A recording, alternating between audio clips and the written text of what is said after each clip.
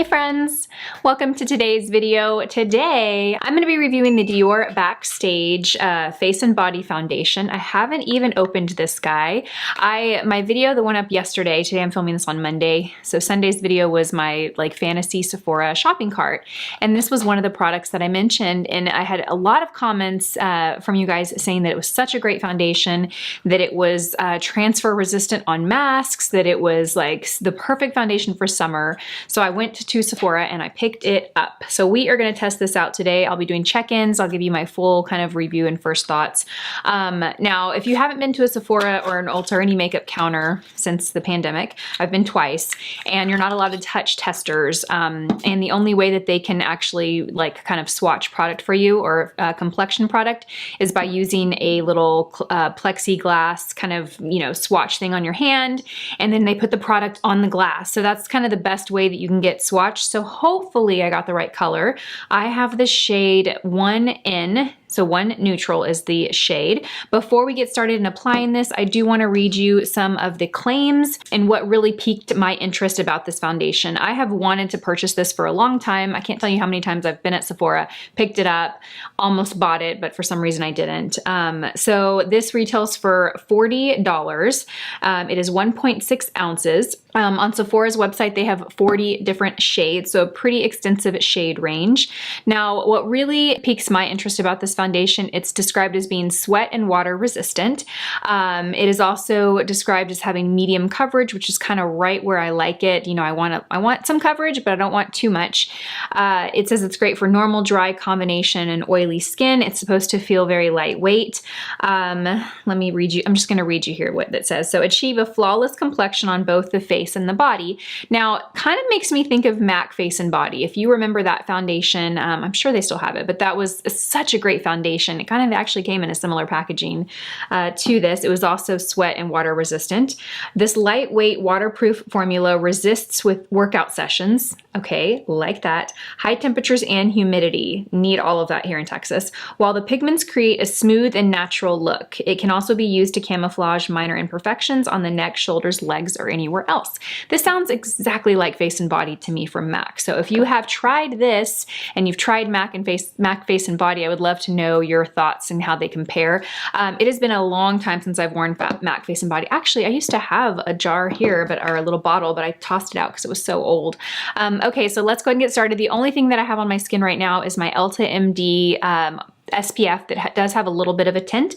I don't have a primer on my skin. I'm not going to use a primer today just because we're going to see how this guy works on its own.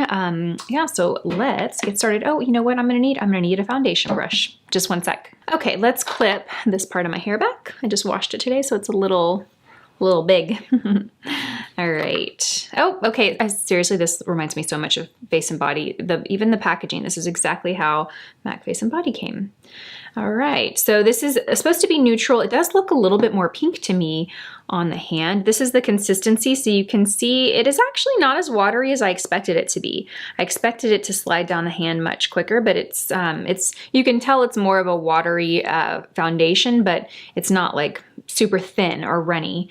Okay, I'm gonna use the BK Beauty 106 brush, and I'm just gonna go straight from my hand to the face. I always start in the center of the face, and I'm just gonna press to get good coverage. Okay, I think the color, I think I probably could have gone up a little bit in color. I think this is gonna work, but I definitely think it's a tad lighter than my actual skin is right now, but it is summertime, so I'm definitely more tan than I normally am naturally.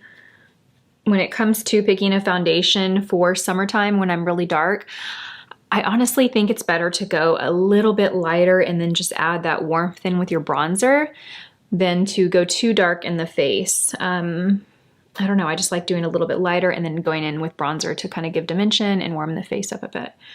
Okay, so it's blending in really easily. I'm not even really having to buff it into the skin. I'm just pressing it and it is blending out beautifully. It does have a strong scent to this. What is this? I don't know what that scent or that fragrance is, but it's kind of strong.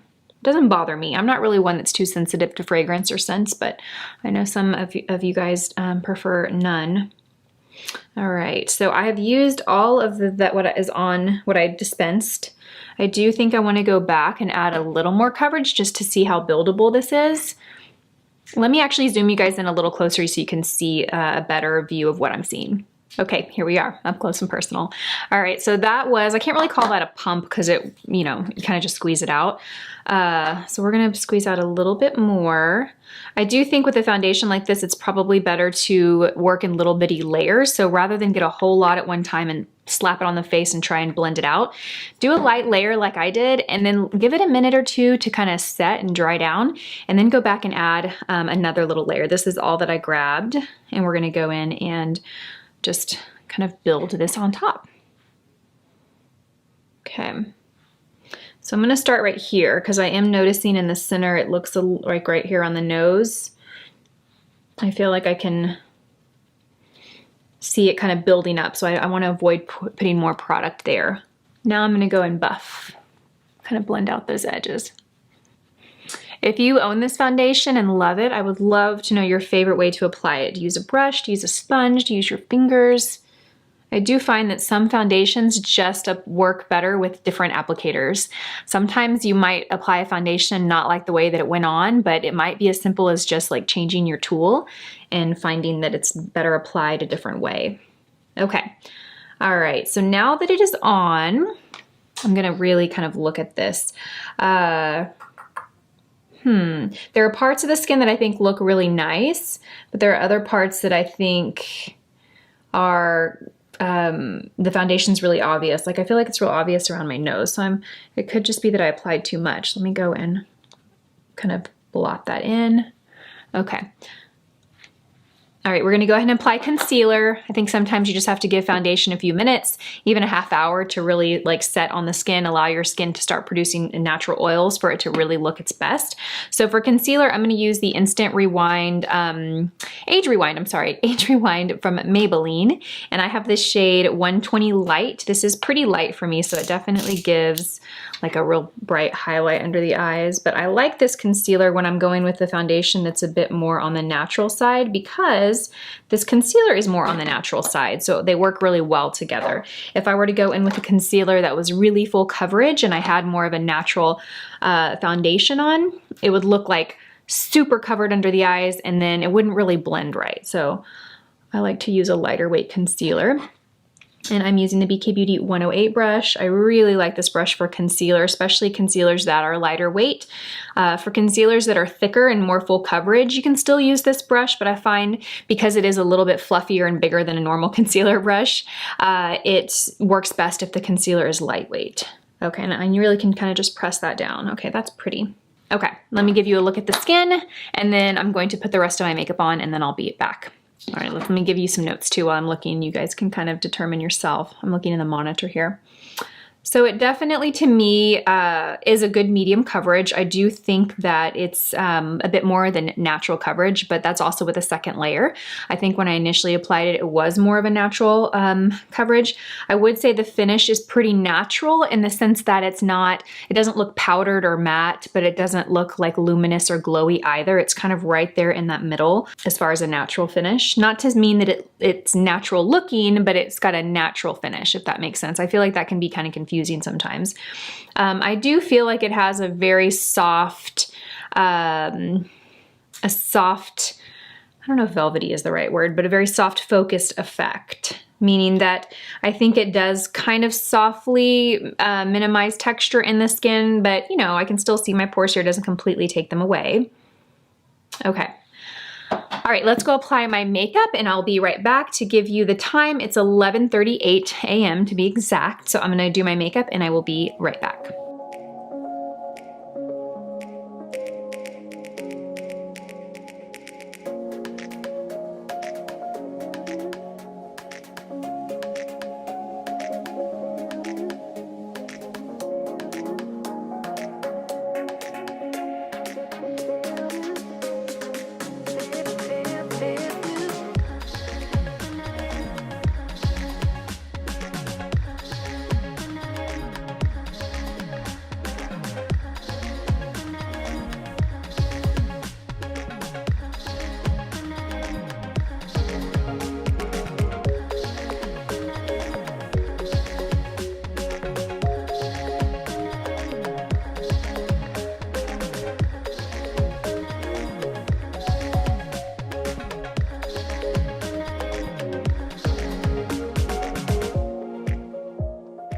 All right, and I have finished my makeup. It's 11:48. Can you see? Oh, I feel like I need to, my watch face. It's 11:48 a.m. So I do have to, I do have a doctor's appointment today, so I will be leaving the house wearing a mask. So I will do the mask transfer test to see how it stands up to wearing a mask. Just to let you guys know what I set my skin with, I did use the Laura Mercier Secret Brightening Powder to kind of really set the center of the face. I didn't really set all over, but I did set underneath my eyes and around the midsection of my face. It looks really nice. I do think this is a foundation that needs a good, 10 minutes or so to kind of set, because I do think I like the way that this looks better than I did like right after I applied it.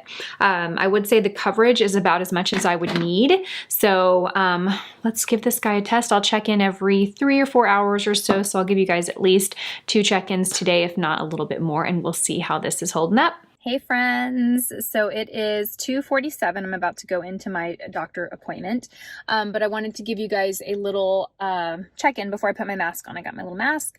Before I put this on, foundation looks about the same as it did a few hours ago when I filmed my first part of the video. There's really not a lot of change at all.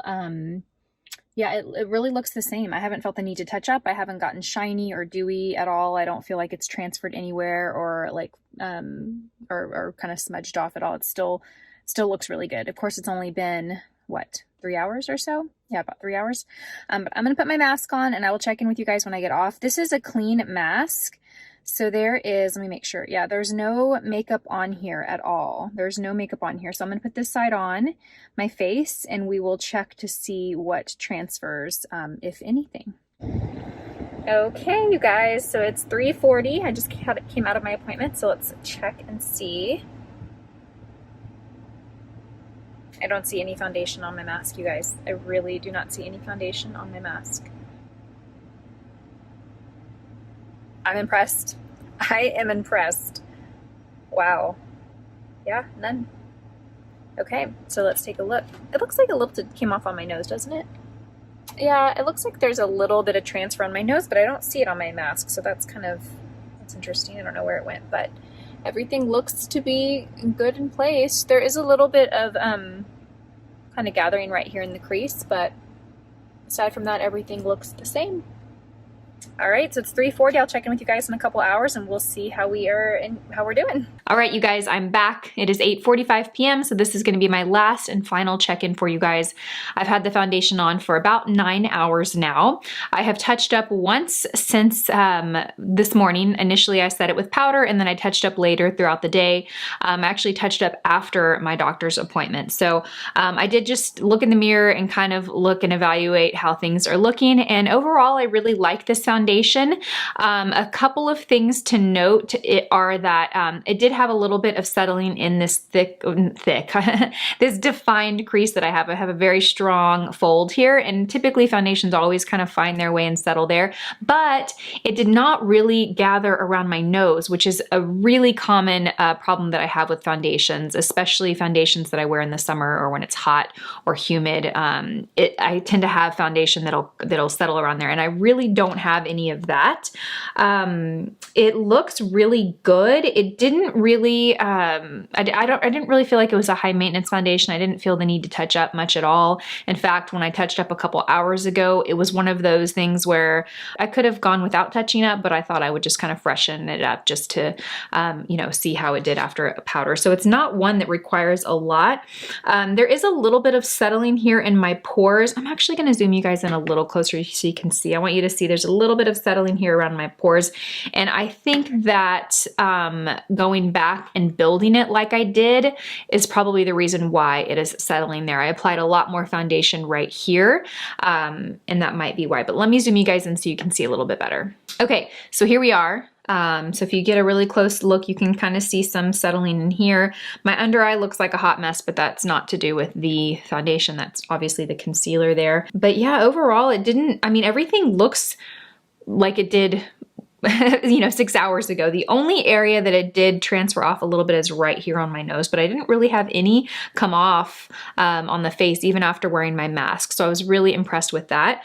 I was catching up on comments from my video yesterday, and I'm still coming across tons of comments from you guys raving about how much you love it, because it was yesterday's video that I talked about this foundation.